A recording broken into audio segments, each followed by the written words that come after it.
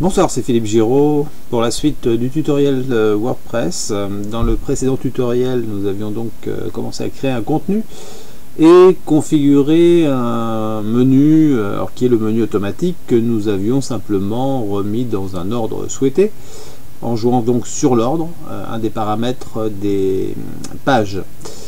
Dernière manipulation, nous avions changé la page d'accueil, et donc ici, en définissant que le système allait proposer en page d'accueil une page statique, en l'occurrence la page de présentation de l'entreprise. Alors évidemment, la page de présentation de l'entreprise, elle n'était pas faite pour être vraiment en tant que page d'accueil. Ça veut dire que généralement on va rajouter une page spécifiquement pour faire la page d'accueil. Certains thèmes prévoient même une page vraiment étudiée pour cela. Et qu'il ne faut plus que configurer grâce au thème en définissant un contenu spécifique. Voilà, donc moi je crée une page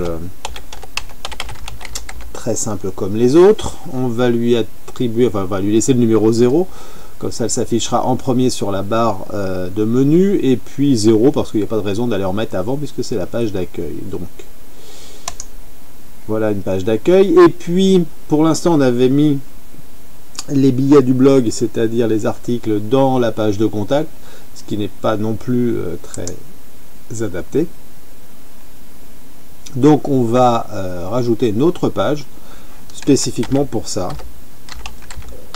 c'est-à-dire une page qui va devenir la page d'accueil, si l'on peut dire, de la partie blog, que je vais laisser vide du coup, celle-ci, et que je vais positionner à on était à 400 sur la page contact, on va dire 350 pour celle-ci. Alors pour l'instant ce n'est qu'une page parmi d'autres. On va aller vérifier côté front office que dans notre menu maintenant nous avons bien la page d'accueil en plus, donc on voit qu'on a deux accueils, on va régler ça bien évidemment, et on a la page d'actualité en plus qui pour l'instant affiche rien, en l'occurrence une page vide. Donc ça veut dire qu'il faut retourner maintenant dans le réglage de lecture pour lui dire premièrement que la page d'accueil n'est plus la page d'entreprise mais celle qu'on a créée spécifiquement pour cela, et que la page des articles n'est plus la page contact mais la page actualité prévue en effet pour cela. J'enregistre les modifications et on va avoir maintenant normalement ce que l'on veut, c'est-à-dire la page d'accueil qui s'affiche en premier, l'entreprise, nos produits avec les deux pages enfants, nos clients, les actualités contact, et on vérifie que dans actualité on a bien l'article par défaut proposé par WordPress. Alors il nous reste une dernière chose à créer, c'est quand même d'aller mettre des articles à nous. Donc on va aller sur les articles. Premièrement on va supprimer cet article par défaut et on va ajouter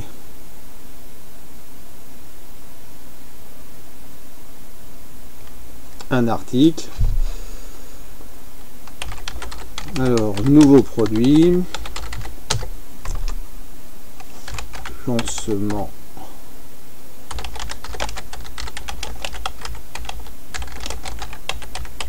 d'une nouvelle machine, et donc je vais choisir dans les catégories d'articles que nous avions créées dans le tutoriel précédent pour dire que c'était un message pour les clients. Et puis c'est tout. On pourrait rajouter des mots-clés éventuellement si on voulait les chercher. Bon, on va le mettre par exemple lancement machine, ajouter. Je publie.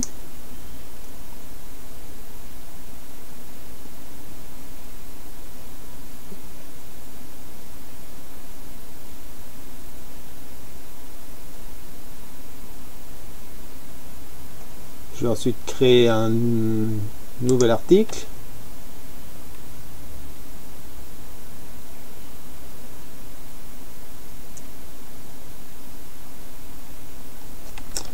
qui pourrait intéresser nos fournisseurs.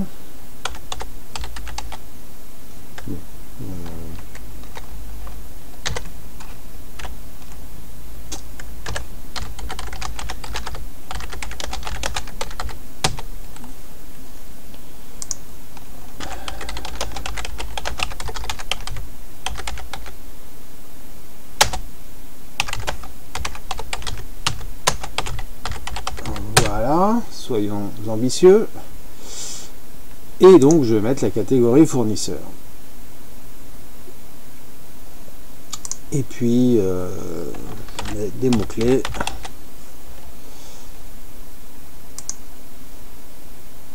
Voilà, je publie. Donc maintenant j'ai deux articles dans la partie actualité que je vais pouvoir remarquer en allant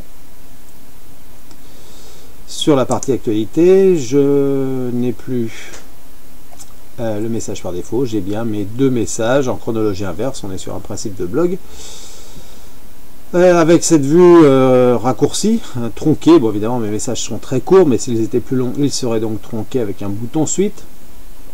Et si je vais sur le détail d'un article, je vais avoir la zone de commentaires. Alors ce qu'il faut remarquer, c'est que par exemple si je vais sur l'entreprise, ici j'ai la zone de commentaires. Alors il est assez courant de mettre des commentaires sur les parties un peu actualité, un peu blog.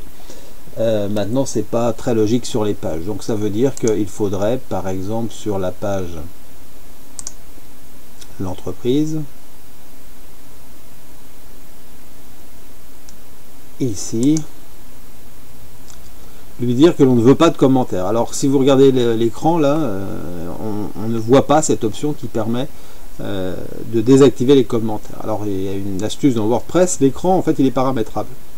Ça veut dire que sur tous les écrans de WordPress, enfin du back-office, vous avez un bouton comme ça, option de l'écran, qui vous permet de choisir des sujets complémentaires. Et par exemple les commentaires. Et vous voyez que quand je coche ça, ça fait apparaître une zone ici. Pardon, c'était pas commentaire, c'était discussion, qui fait apparaître une zone ici qui permet d'autoriser les commentaires ou pas. Donc là on va le laisser cocher, on va mettre à jour, pardon, on va le désactiver et on va mettre à jour pour faire que si maintenant je vais actualiser ma page l'entreprise, je n'ai plus de commentaires. Il faudrait faire pareil dans toutes les pages, notamment la page d'accueil, hein, où généralement on n'aurait pas trop de commentaires possibles sur cette page là. Accueil modifié, j'ai laissé la case cochée, donc j'y accède directement. Voilà. Alors maintenant qu'on a des pages, des articles, tout ça, bon, on voit que le menu ici automatique, bon, il permet de mettre les pages du site et une page de blog. Et c'est tout. Donc c'est à dire que si on veut faire mieux, il faut pouvoir créer ce qui va s'appeler un menu personnalisé. Pour ça, il y a un menu ici, enfin une option, qui va nous permettre de dire qu'on va créer un menu principal ici. Alors on lui donne un nom, on s'appelle comme on veut, c'est juste pour le repérer. On va créer un menu et puis là on va pouvoir mettre dedans ce que l'on veut. Alors par exemple toutes les pages, généralement on va mettre au moins toutes les pages. Alors vous allez me dire voilà, en fait on a fait la même chose que ce que faisait le menu automatique. Oui, c'est vrai, mais la différence c'est qu'on va pouvoir faire deux autres choses, trois même. Une première qui va être déjà de réorganiser ce menu en termes d'arborescence.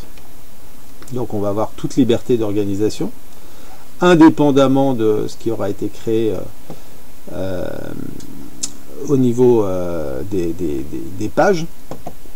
Donc je vais pouvoir organiser tout ça comme je veux. Donc vous voyez qu'il me remet tout dans l'ordre alphabétique. Donc il va falloir remettre nos produits. On va décaler, on va créer l'arborescence comme ça. Nos clients, l'entreprise. Alors la page contact, on va la remettre à la fin. L'entreprise, on va la remettre ici. L'actualité avant les contacts. Les clients, Les clients, bah non, c'est bien ça, les clients, actualité, bah voilà, c'est pas mal comme ça. Mais on va pouvoir aussi rajouter des liens en dur.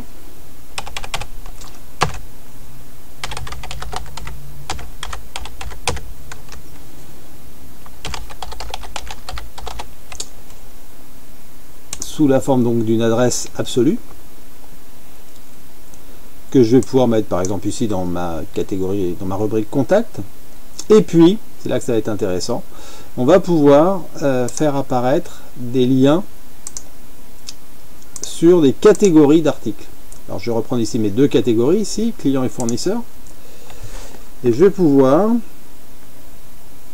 faire apparaître ça et mettre ça, par exemple, dans ma partie actualité. C'est-à-dire que je vais mettre comme des pages enfants à l'intérieur de la partie blog, de ce que j'appelle la partie blog en tout cas, ici actualité, de façon à segmenter les messages, à les répartir, avec un menu accéder à une catégorie, et avec l'autre menu accéder à la deuxième catégorie. Et on va comme ça mieux segmenter notre information et créer de la navigation à l'intérieur du site.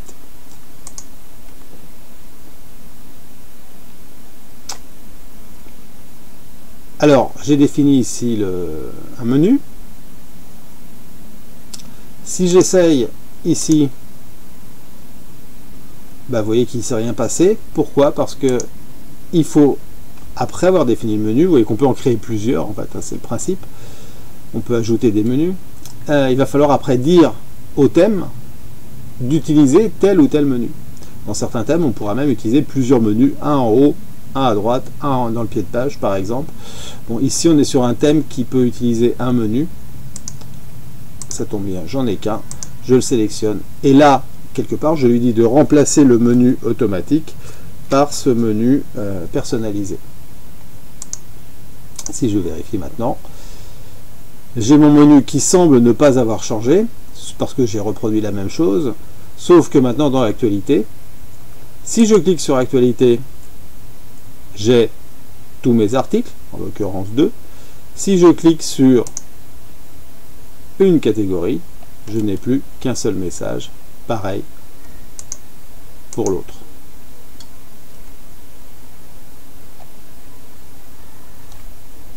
Voilà, donc ce tutoriel était là pour présenter à la fois la fin de la création du contenu, l'amélioration des pages d'accueil, des pages de la partie blog, l'amélioration du menu automatique avec la page de démarrage qui pointe sur ce que je viens de dire, et puis surtout après, donc le deuxième sujet de ce tutoriel était donc la création du menu personnalisé avec la structure arborescente que l'on souhaite en termes de navigation. Voilà, je vous remercie, à bientôt, au revoir.